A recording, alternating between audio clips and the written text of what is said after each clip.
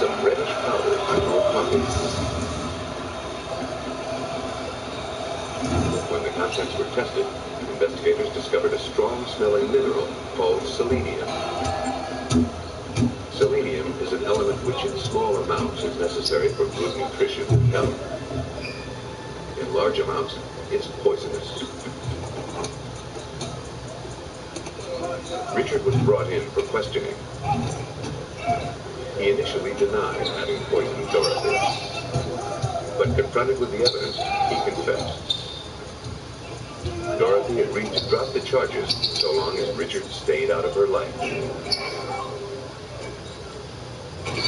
Now, 20 years later, Richard Overton faced another round of questions regarding the poisoning of his second wife, Janet.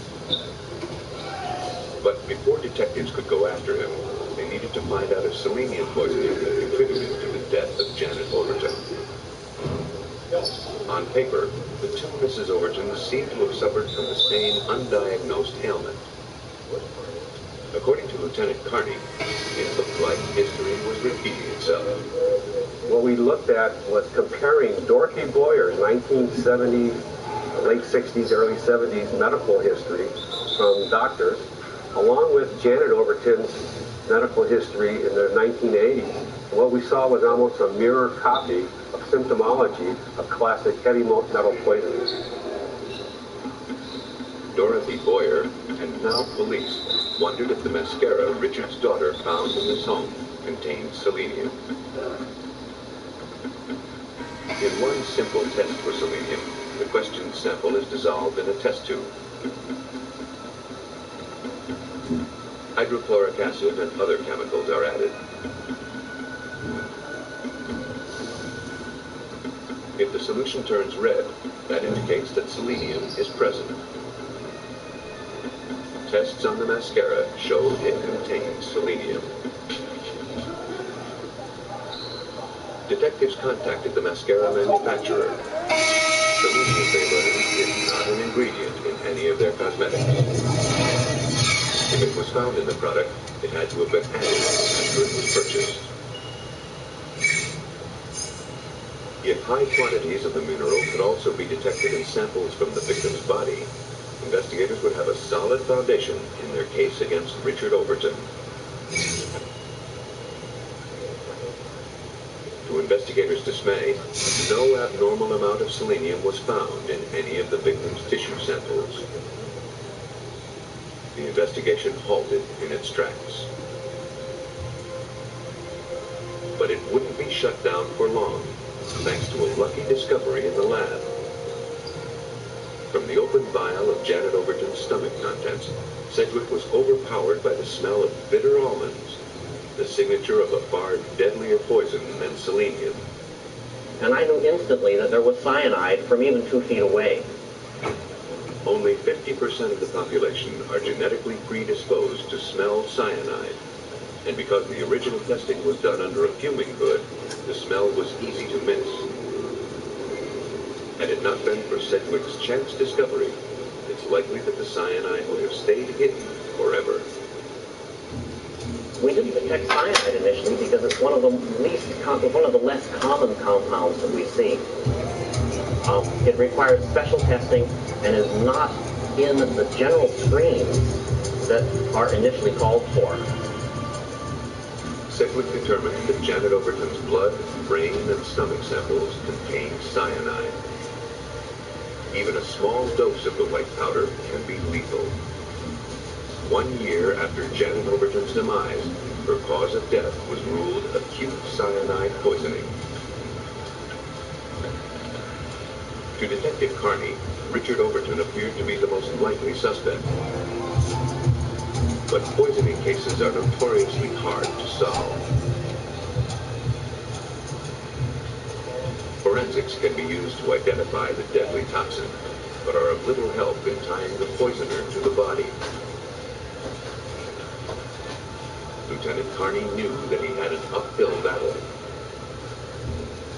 Proving a poison case can be difficult when time goes by. You still need to look at the aspects of the investigation, which include not only physical evidence, and we're talking about years of poisoning here, and also you have to look at motive and opportunity. And so far, investigators have found neither. It was true that Richard Overton had a history of tampering, but in person, he hardly seemed the murderous sort. He was a bright, accomplished man who had nothing to gain from his wife's death. There was no financial motive. Janet's life insurance policy had been paid out to her son. Nor was there a history of violence. The 15-year marriage was loving and supportive. Richard said. At first, didn't let on that they knew about Overton poisoning his first wife. They simply asked Richard who might have tried to poison Janet. He mentioned that his wife had issues stemming back to her involvement in local politics. Janet had also struggled with depression and wouldn't rule out the possibility that she had killed herself. Then, 5 hours into the interview, police dropped the bombshell. I confronted him with the 1973 investigation where he poisoned his former wife. He denied that to me until I showed him the documentation of the report. Challenged by his shady past, Overton abruptly ended the conversation and refused to contribute any further to the investigation. Detectives had caught Overton in a bold-faced lie.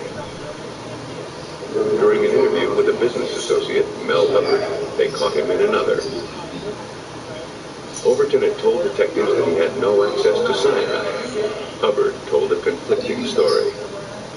Mr. Hubbard informed us that, in fact, he does use cyanide in the extraction of gold and silver from ore samples in his mining operations, and he keeps cyanide on hand at his residence. Mr. Hubbard also informed me that Richard had keys to his residence and would care for his home when Hubbard was away during his mining operations. Discovering that Richard had had access to cyanide was like putting him in the same room with the murder weapon. To place that weapon firmly in his grip, detectives would need to find motive. Without it, they'd have little chance of getting this case to court, and even less of a chance of a conviction.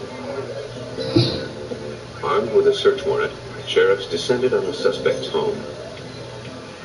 They seized Richard's diaries, along with his computer, and 131 diskettes. Richard's children had told investigators that he kept a voluminous diary. First, he'd write notes longhand, and then he'd type more detailed versions into his computer.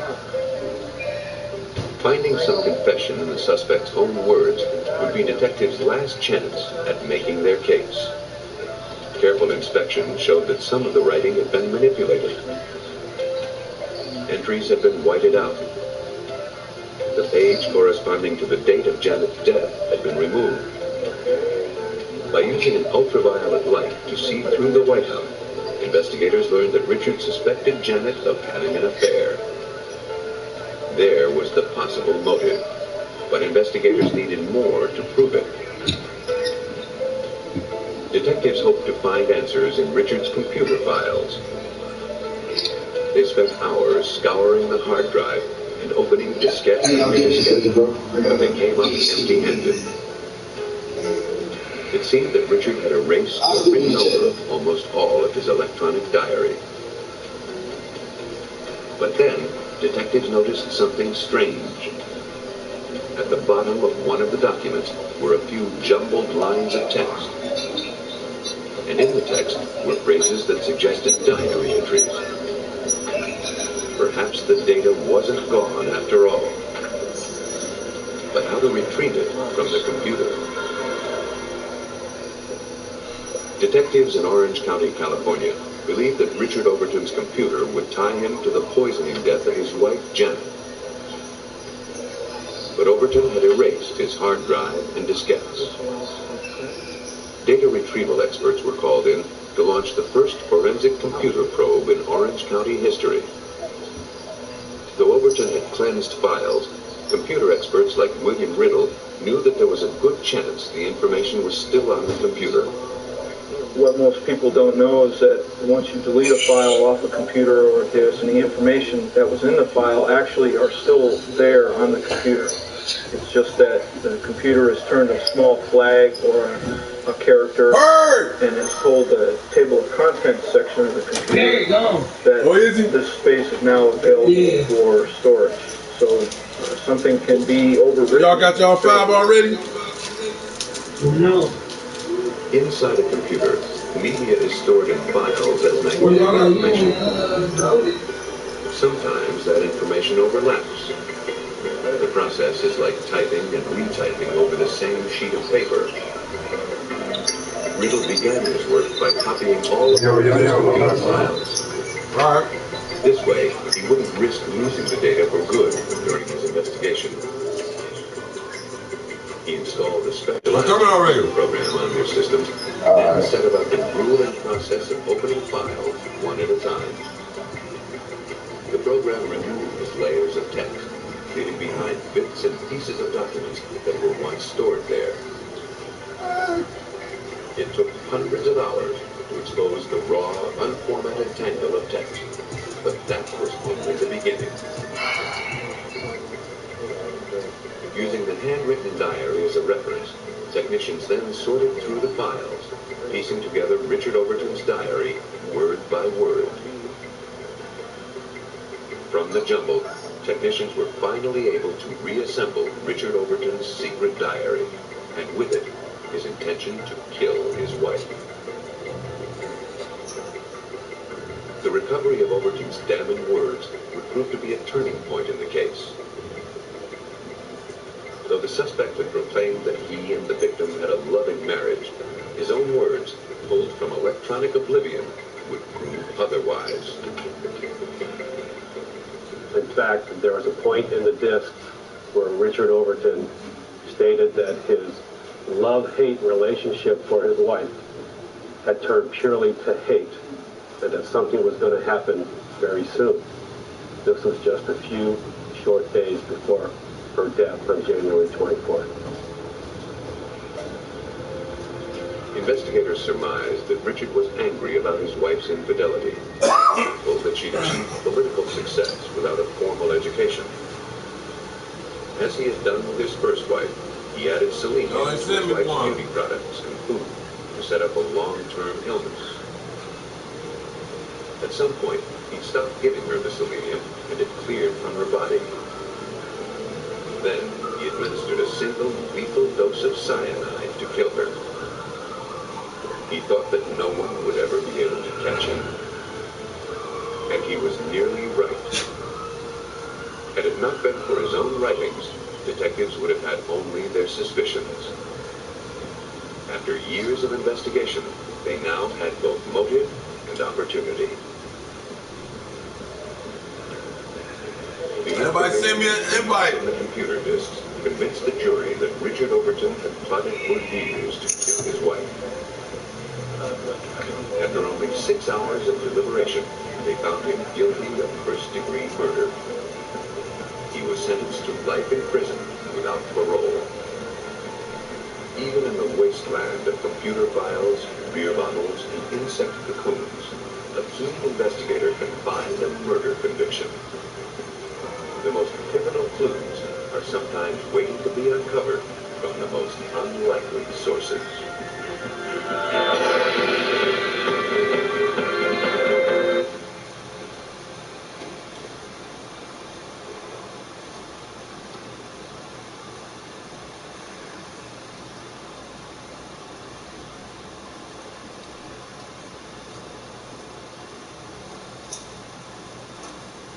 Who we waiting on now? I don't even know. I'm at the door, dog. Let's see.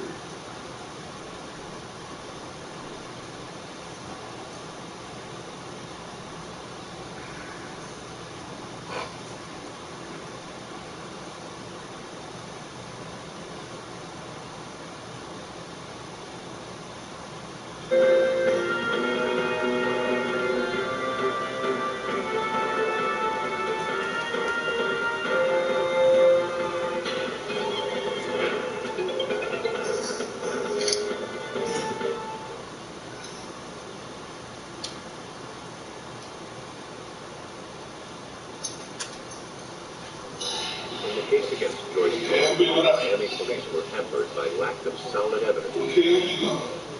But 1 month after Stan Cohen was murdered, the investigation took an Suck MC. A career burglar named Frank Maglione was arrested for a separate crime. He knew about the murder and wanted to strike. We learned that he That's Suck and MC. 2 other companions assisted in this homicide and were paid to do this homicide by Stanley Cohen's wife, Joyce Cohen. Maglione knew things that only someone involved would have known. It was clear he was telling the truth. But even this startling confession didn't assure Joyce Cohen's conviction. On the stand, it would come down to the words of a grieving widow versus the testimony of a career criminal.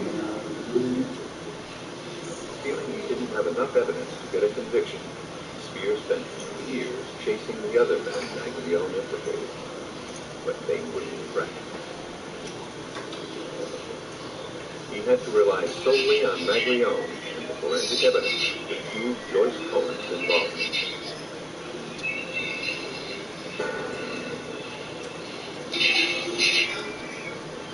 Place to According to be. Maglione, Joyce met him and the others at a restaurant to plan the hit. After 12 I went straight to college. It was supposed to look like a burglary gone bad. They were to arrive at the house between 2 and 3 a.m. and use Stan's own gun to kill him. Maglione's story had one nagging inconsistency: the time of the hit. Phone records showed that Joyce called 911 after 5 a.m., not 3 a.m. They also showed that her friends called from Colorado shortly before the 911 call, around 5. Ross, you got your center? That's the center? Wait 2 hours to call. All right, I'm gonna cherry pick the defense. Joyce gave in her second statement. What seemed like a possible slip of tongue suddenly became pivotal. I'm staying down here. Suspected that Joyce may have waited to create her alibi. They followed that beat. They learned that a guest at the neighbor's house was awakened on the night of the murder by what sounded like gunshots. They called looking at the clock. It was around 3 a.m. Whoa, there. The information supported Spears' theory. But even this report was more than circumstantial. They determined the time of death. He needed the testimony of the victim, Stanley Cohen. Originally, the medical examiner had no reason to doubt the time of death according to Joyce Cohen, and listed it at 5:30. Now, determining the time of death was more tricky. The body had long since been buried. All that remained were photos taken upon its arrival at the medical examiner's office. Hours after death, blood settles in the lower portion of the body in a process called lividity. The pooling blood leaves telltale red marks. From the extent of the lividity marks, the medical examiner can estimate the time of death. Joyce Cohen's lawyers hired an expert witness who requested copies of the autopsy photos.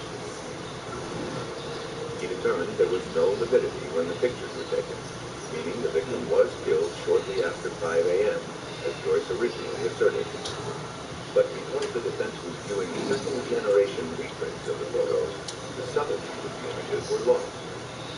Testifying for the prosecution, the medical examiner went back to his original photograph.